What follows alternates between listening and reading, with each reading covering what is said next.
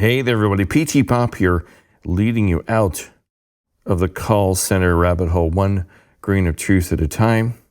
And I guide you through the corporate circus, my friends, where the clowns aren't funny and the ringmaster is usually your supervisor reading off of a script. So today, I've got a good one for you today. Today, we're going to talk about National Customer Service Week. Yay! The 1 week each year where companies pretend to appreciate customer service workers, just one day. Because apparently the other 51 weeks, screw you, right? So let's start with a little history lesson, where this all came from. I didn't know about this at all. I've never heard of Customer Service Week. I'd never heard of it. So National MKE. Geez, I have a little bit more sustenance here. Pure water, folks. National Customer Service Week was established in 1984, right here in the United States by the International Customer Service Association. I didn't know there was such a thing. Yes, 1984. It's fitting, right? Kind of like George Orwellian. And then in 1992, almost 10 years later, Presidents George H.W. Bush, I guess, signed a proclamation making it an official, nationally recognized event. I bet you he felt so proud when he signed that. What a man, what a president. From the man who brought you Desert Storm. 1,000 points of light. Wouldn't be prudent at this juncture. It's a whole week dedicated to appreciating the very workers who calm down screaming customers, solve problems that management created, survive broken tools, mandatory overtime, and micromanagement tyranny. Amen, yes. And do it all while pretending everything is awesome and great for their voice analytics score. Customer Service Week was originally meant to boost morale. Can you believe that? You get a whole week to boost morale. And it's also meant to highlight the importance of customer-facing employees, because you guys are special. You know you're special. Oh, it's so sweet. So sweet, and makes my heart tingle with joy. It's like handing someone a cupcake if you push them down a flight of stairs. Say, oh, I hope this makes it all better. So every October, corporate America rolls out the same playbook, okay? Hey, team, it's Customer Service Week. Here's some pizza and a raffle ticket and a generic email from the vice president of operations, who's never actually spoken to a customer in his life, or her life for that matter. Meanwhile, you get that week, but workloads stay the same, metrics don't change, understaffing, it's always bad, and the stress, that's forever. But hey, enjoy your cold slice of pepperoni pizza. Make sure to clock out for your 7-minute celebration. And that's the thing I hate about these celebrations. They come in all proud of themselves. They come marching in with the VP and the director. Hey, everybody, log off your phones for a little bit. We're going to talk about Customer Service Week. And then they break you off. Like every 15 minutes, they take a group of 10 into a banquet room or a boardroom, and they talk about it. And they tell you that it's coming up and that you'll get a couple minutes off the phone to eat pizza and things like that. But what the reality of it is, usually you don't even have time to get off the phone to go eat the pizza that they bought from the local pizza shop. Here's what it's really all about. It's all about making the company look good. It's not about appreciating you. It's about optics. Companies want to appear like they care about you, the employee, the customer service employee. Because caring, real caring, costs money, and cupcakes are cheap. And you know what your average customer service worker actually wants? Better pay, adequate staffing, real breaks, technology that works, a supervisor who doesn't breathe down their neck, and not being coached for tone because they sounded tired after their 130-second call. So I found a video here that's by Shep Hyken.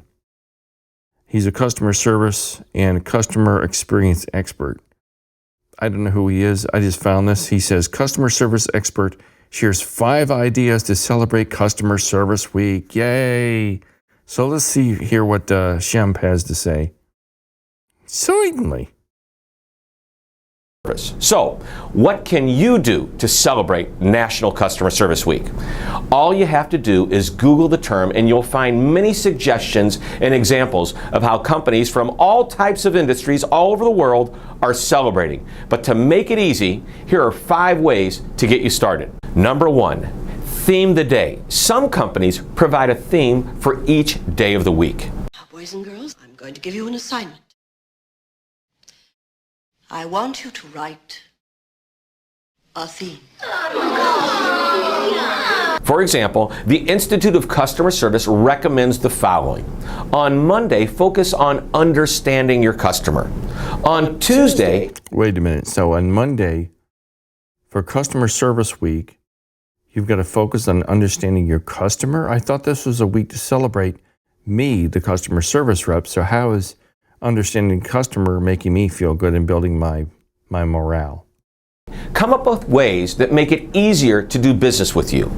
On Wednesday, talk about all the problems and complaints you've had dealing with problems. On Thursday, what's the business impact of customer service? And on what does any of this have to do with making me feel better?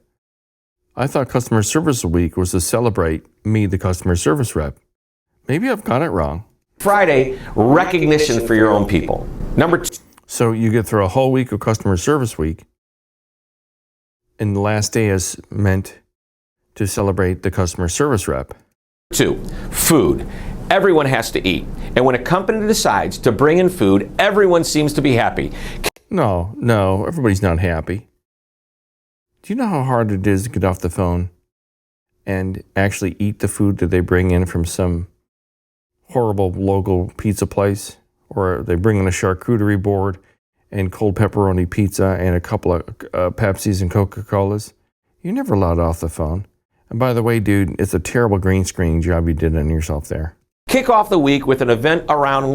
Look at these people. When in a call center do you have time to sit around a table like this and eat and have a full plate of food? When? I've never had this. You have to go in, you grab a plate, you stand in the corner, you wolf it down. The supervisor comes in and goes, okay, you've been off the phone, everybody's got to get back on the phone. Lunch. This is a great time to gather people together and remind them that their customers are so important that without them, you don't have a business. And it doesn't have to be a meeting. Number 3, express gratitude. Take the time to write a thank you note to your customers. It can be a brief hand. I don't understand this.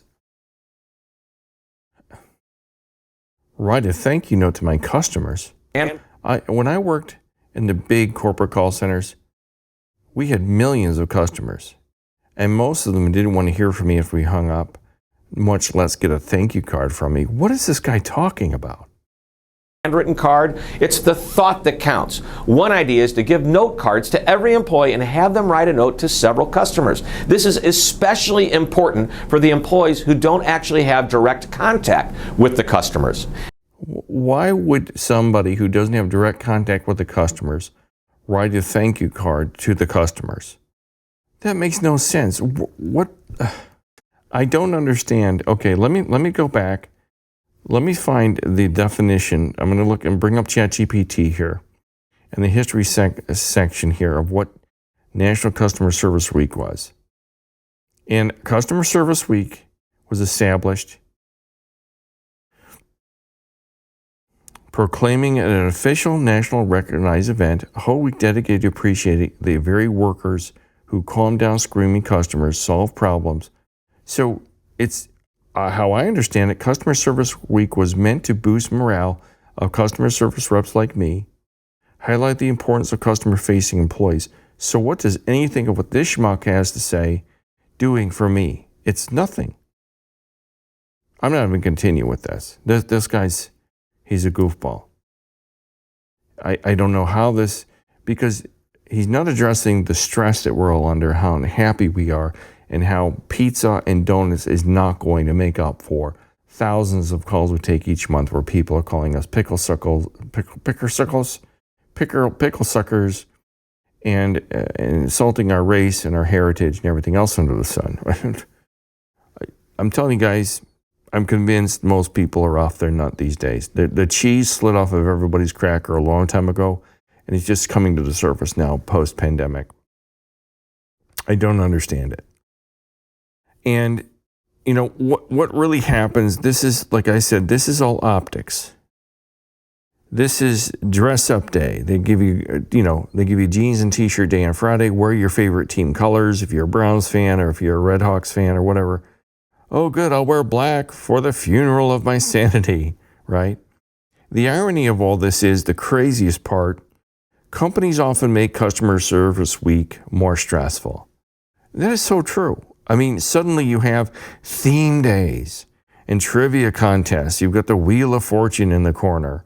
Mandatory fun, and extra long meetings about how much they appreciate you, which contradicts everything this schmuck said in the video. Because nothing says more about how much they appreciate you like forcing employees to attend a 30-minute meeting about how busy you are. I mean, it makes no sense. I'd love to be in this meeting around the big oak table with a brandy snifter in the center, with the CFO and the CIO and the CEO going, you know what? How can we do to make these customer service reps feel like they're more appreciated? Hey, Bill, how about we pay them more money? No. We'll give them pizza and donuts and a bunch of bullshit stuff for about a week. They can kiss my ass. National Customer Week is pointless because it's not about workers. It's about corporate public relations.